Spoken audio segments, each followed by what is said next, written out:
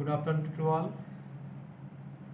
Now we are taking new topic, that is engine performance, that is gas turbine engine performance. First of all, we discuss about turbine engine operating principle.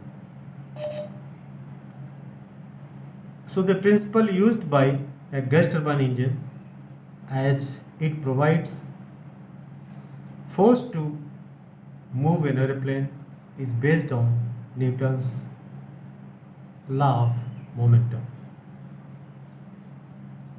See, earlier also we discussed this Newton's law of motions. So on that base, this performance also we described. This law states that every action there will be equal and opposite reaction. Therefore, if engine accelerates a mass of air action, it applies to a force on aircraft, that is reaction. Turbofan generates the thrust by giving a relative slower acceleration to a large quantity of air. The old pure turbojet engine achieved thrust by imparting greater acceleration to a smaller quantity of air. This was its main problem with fuel consumption and noise. The mass of acceleration within the engine by use of continuous flow cycle, ambient air enters the inlet diffuser where it is subjected to a change in temperature, pressure and velocity due to ram effect. The compressor then increases the pressure and temperature of the air mechanically. It will increase mechanically because it rotates at a high speed. So whatever the air is being sucked from the atmosphere, it is compressed mechanically. This air continues at constant pressure to the burner section where its temperature is increased by combustion of fuel. Means when, as in even in compressor section also, air temperature is increased to a certain level, because suppose we are taking air at 27 degrees centigrade at atmospheric air, and this air goes to compressor, and compressor has several stages in which it is being compressed, and this compressed air to a high pressure, when pressure is increased then temperature will also increase. So that temperature goes up to 240 degrees centigrade approximately. Compressor has taken air at 27 degree and it is compressed to a high degree to around 240 degree at the last stage of compressor after compression. Then this air goes to the combustion chamber. Their fuel is mixing with this air and ignition is take place.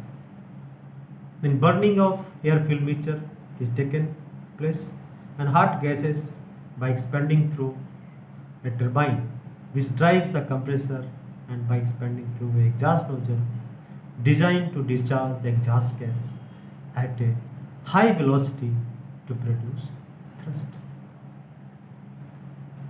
These high velocity gases from engine may be considered continuous, imparting this force against the aircraft in which it is installed. See, engine wherever it is fitted, whether small aircraft or big aircraft, it will get reaction thrust by which aircraft moves forward, thereby producing this thrust by which aircraft move forward.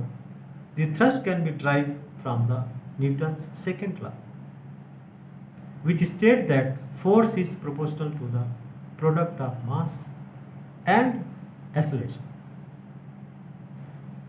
Like formula you must be knowing, whatever we have discussed and previous chapter, that is Newton's second law of motion, that is force is equal to mass into acceleration.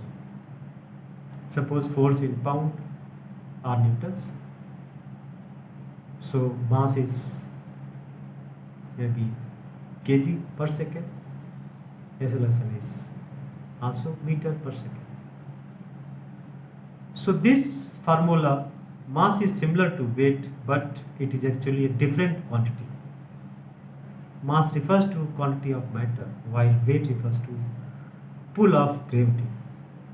Suppose you want to change from mass to weight, then you have to divide by g, gravitational force, on that quantity of matter. At sea level, under standard condition, 1 pound of mass has weight of 1 pound. To calculate the acceleration of mass of a given mass, the gravitational constant is used as a unit of compression. So these are the formula by which we can calculate the mass flow of the gas or air which is going through the exhaust nozzle. So next comes your thrust. So first of all, how to calculate the thrust? See, to calculate the thrust, force is equal to mass into acceleration divided by gravitational force or g. Suppose 100 mass, 100 kg or 100 pounds per second, this air is going, or 50 pounds mass, then divide by 9.8, or if it is you are calculating in pounds, then it will be feet per second, that will be 32.2 feet per second square. So 50 into 100 divided by 32 feet per second square, that is a formula of thrust. So to calculate thrust, you can put in this formula and get the how much thrust is being produced by this engine. Turbojet engine accelerate air. The following formula can be used as mass final velocity minus initial velocity upon g. G is gravitational force. In this formula you can get the accelerate, determine the jet thrust, you can determine. So thrust of gas turbine engine can be increased by two methods. See, there are methods by which you can increase or decrease the thrust of the engine. First of all, increasing the mass flow of air through the engine, or increasing the gas velocity. Out of two, one you can increase the thrust. The velocity of turbojet engine remains constant with respect to the aircraft. Thrust decrease if the speed of the aircraft is increased. This is because V1 increases in values. This does not present a serious problem, however, because as aircraft speed increases, more air enters the engine and jet velocity increases. Resultant net thrust is almost constant with increase in air speed. Now we can see our next topic, that is Brayton cycle. See, this Brayton cycle has several names. Like it is called as a continuous combustion cycle. It is called constant pressure cycle, constant combustion cycle. So these are the different name of the same cycle. You must remember, but function of the cycle is same. The four continuous and constant events are like air intake, compression, expansion, that includes power, and exhaust. Intake cycle, air enters at ambient pressure and constant volume. It leaves the intake at increased pressure and decrease in volume. At a compressor section, air is received from the intake and increased pressure slightly above the ambient pressure and slight decrease in volume. Air enters the compressor where it is compressed. It leaves the compressor with a large increase in pressure and decrease in volume. Because in compressor, this compression will take place by which it will decrease the volume of the air. If volume decreases because of compression, then the next step is expansion take place in the combustion chamber where fuel is injected and gas is expanding, and these expanding gases move rearward through the turbine assembly and are converted from velocity energy to mechanical energy by the turbine. Exhaust section, which is a convergent duct, converts the expanding volume and decreasing pressure of the gases to a final high velocity. The force created inside the engine to keep this cycle continuous has an equal and opposite reaction to move the aircraft forward.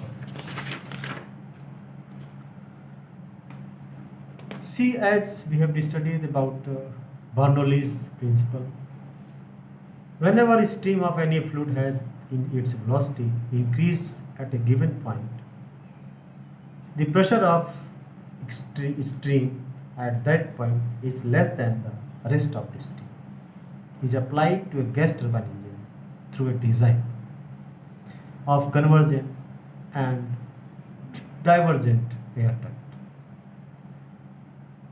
The convergent duct increases the velocity and decreases the pressure. The divergent duct decreases the velocity and increases the pressure.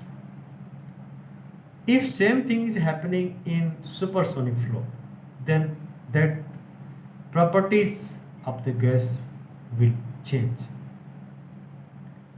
In supersonic flow, convergent section, pressure will increase, and in divergent section, velocity will increase.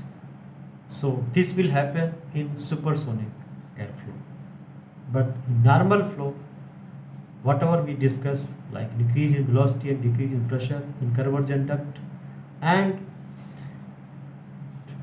in divergent principle, it is used in compressor and diffuser where air is flowing and pressurizing. So when exhaust nozzle is convergent, the velocity gas is leaving the rear of the engine increases. This desirability for development of maximum thrust. As gases approach to the speed of sound, nozzle is said to be choked and choked nozzle thrust is produced. This means highest efficiency has been obtained in the engine for subsonic flight at a speed of sound, and the exhaust gases will produce a shock wave which deteriorates performance. Gross and static thrust develop when engine is on ground and stationary, as will be seen in the next session. Velocity of the airflow entering the engine changes the effect thrust when aircraft is in flight. So this is all about Brayton cycle. Thank you very much for watching.